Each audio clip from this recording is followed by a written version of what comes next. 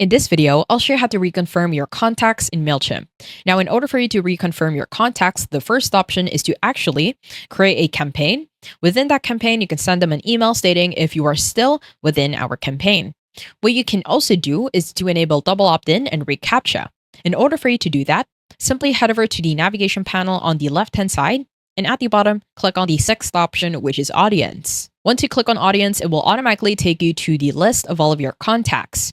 In order for you to reconfirm an email, head over to the top bar. On the right-hand side, click on the three dots for more actions.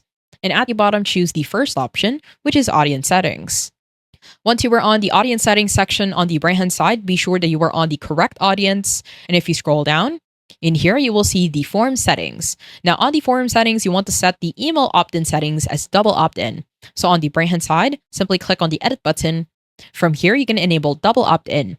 Now, on single opt-in, it does not require the confirmation and it will immediately add the contact within your audience. However, if you do a double opt-in, this includes a verification step wherein the contact receives an email and they have to confirm their sign-up. So at the bottom, click on Saved Opt-in Settings. Once you do that, it will enable double opt-in whenever you send an email.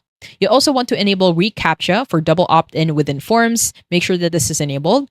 What this does is that it helps prevent the bot from adding fake or malicious emails.